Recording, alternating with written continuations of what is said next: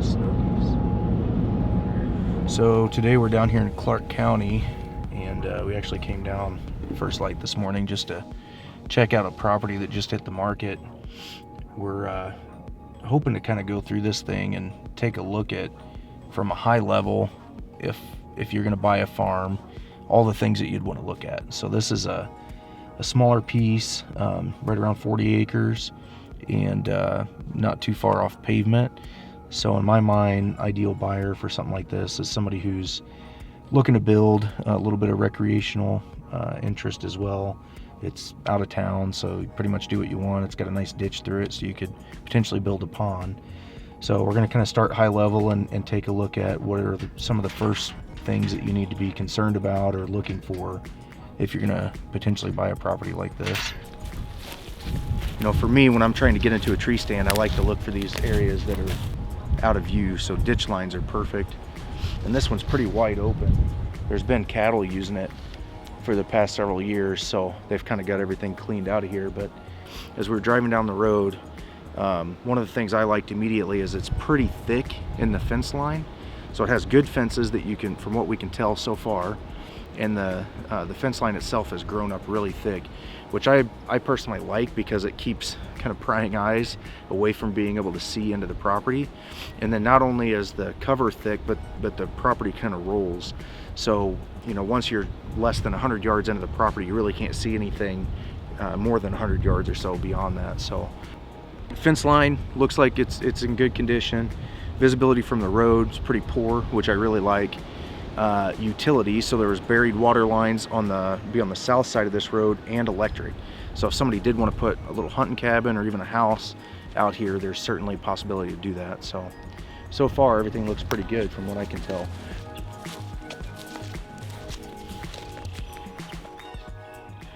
So we just popped up out of this ditch back here and walking kind of west on this property, following parallel to the road.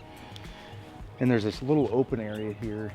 And so I'm looking at this as a potential stand site. You've got the road over here. It'd be real easy to pop in over top of this hill and have a blind, and then potentially have a small food plot that's tucked in real tight to the cover. And it's a perfect example of that, something that obstructs the view into where you could potentially have a food plot. So this whole tree line right here, I would plant potentially like clover, maybe even standing beans. Just plant this whole field into beans and then just leave this whole area right next to the trees for late season. But sets up for easy access. Can't see it from the road, and it's only probably 50 yards off the road. So food tight to the cover like this, great little setup right here.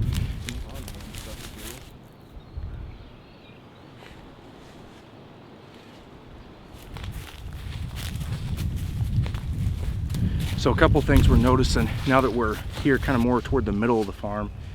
The first is we're standing right next to a really big drainage drop off here, or elevation change. The reason that's important, or the reason I like that on a farm, especially your smaller farms, the more elevation changes you have, the easier it is to get in and out of the farm without a deer seeing you or smelling you. Visibility is, you know, deer can see pretty well. And having that terrain will help you find little access routes in and out of a property, and actually makes it feel bigger. So you've probably heard the term hunt bigger.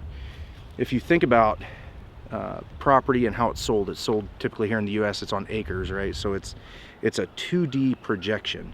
So if you're flying over in a plane and you drew a boundary, that's the measure of how you're buying the land.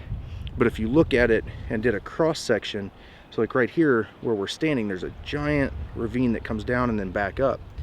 So even though you're only buying the boundary, you're actually getting all the surface area and benefit of that terrain and not having to pay for it. So the way I've heard it explained before is, if you were to take this property and hammer it out flat, it's actually bigger than what they're selling it as, because they're only looking down on that and not taking into consideration the hills and terrain. So that's a really key point to pick up on when you're looking at properties. If you walk into a piece that's, let's say it's 40 acres and it's perfectly flat, it's gonna be hard to hunt it. You walk in, the deer are gonna be able to see you, they'll run out the other side.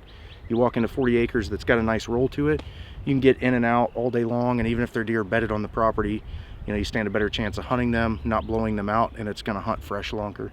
So that's one key point. And then the other one we're noticing is there's nice south facing slopes, which is really important in the fall and winter. When it gets cold, the deer like to find these little open areas, especially cedar thickets where there's some grass growing up. Right now it's pretty short because there's been cattle in here, but if you get the cattle out, let this grow up, this would be a phenomenal little bedding area. And there's a bunch of little pockets like this all over this farm, so look for those south facing slopes. So the deer are going to be coming from that direction in the mornings, and in the evenings hopefully they're bedding here. Yeah, I mean, you hardly have to do anything to it. One of the things you always want to look at is what's the equity potential of the farm. So if you come in and bought this farm, for example, immediately I'm going to be thinking about how can I potentially improve the value of the property beyond what it is today, and is that the cost to do that work going to be sufficient enough to be exceeded by the amount of value it's going to return. So what's the ROI? So for example, this field right now, it's currently in pasture, as I said, and the only thing really preventing you from getting in here and putting this in crops, which would be a much higher return, is the crossing. There's no crossing in this ditch down here. So that's just something to think about when you're looking at pieces of ground, you're wanting to buy them for, again, potentially selling at some point in the future. What is that equity advantage, or what's the potential that you could invest a little bit and get a return on your money when you sell it? Yeah, this would be dude, this would be a slam dunk. Take out that cottonwood, but if you could put it right here. So we were just up on the hill here in the pasture talking about this potential crossing. The gist of it is, if we can get a crossing in a spot like this, then the potential value of that pasture goes way up, because we could get a combine planter back there to convert it to crops. And so what you want to look for when you're looking for an area to put a crossing, especially if you're going to do like a low water crossing, when a river is kind of meandering, if you notice when it makes a turn, it's always kind of chewing into that outside bank, and you're constantly going to have erosion problems. So regardless of which way it's turning, if you have a real windy meandering creek, especially if it flows most of the year, it's going to be tough to find a spot to put a crossing where you're not going to have issues. This one just happens to have a nice little stretch where it's kind of winding through the timber, and then as it kind of flows out and it's slowing down, it becomes more straight. And right here is a nice little straight section that's easily probably 50 to 60 foot wide. The bank is already nice and gradual on that side, and pretty similar here behind me, so that you've got a nice easy gradual bank and then a little bit of a dip with a real straight section. So that's going to be a perfect scenario for putting in a low water crossing, or even a culvert. You could put in a really good sized culvert here. There's a crossing under the road, just to give you a sense of scale of what they put in to handle the amount of water coming through this ditch. So probably not realistic for here, probably stick with the low water crossing, but nice straight section, gradual banks, that's going to be your ideal spot to put in either or, whether it's culvert or low water. This particular spot I'd go with the low water, because it would be virtually no cost. Haul in some rock, cut the banks down, and away you go.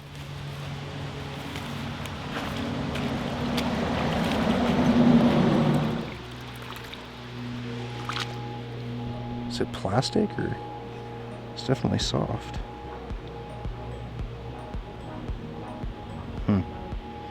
Probably worth like $100,000. What the heck that is? That's weird. Hong Kong, probably not worth much. Maybe a sweet farm. Well, we just wrapped up walking that farm. That was a good time. It was kind of fun to see a new piece of ground. It's always exciting, and that's one of those pieces that we've been seeing here lately just not last long at all. So wouldn't be surprised if that one sells here pretty quick. But hopefully that brought a little bit of value to you guys in terms of like what you're looking for when you're going to be potentially buying a piece of property. I mean, there's so many things to consider, and especially right now when properties are selling super quick, the smaller properties anyway, it's pretty important to like have almost a checklist of things to look for, because honestly, you can get so excited when you go to look at a piece of property and you got the potential to maybe buy it, especially if it's your first piece. Sometimes you get attached to the emotional connection of the whole experience, and you don't really think about the practical. Like, if I'm going to build a house, where would I put a driveway? Can I even get a driveway in there? You know, line of sight safety reasons. Is there utilities at the road? You know, all the things that, you know, are certainly important and have a big impact on the value of the property. But again, honestly, get overlooked if you don't have somebody there to kind of guide you through the process. So thanks for watching. We'll catch up to you here in a few days.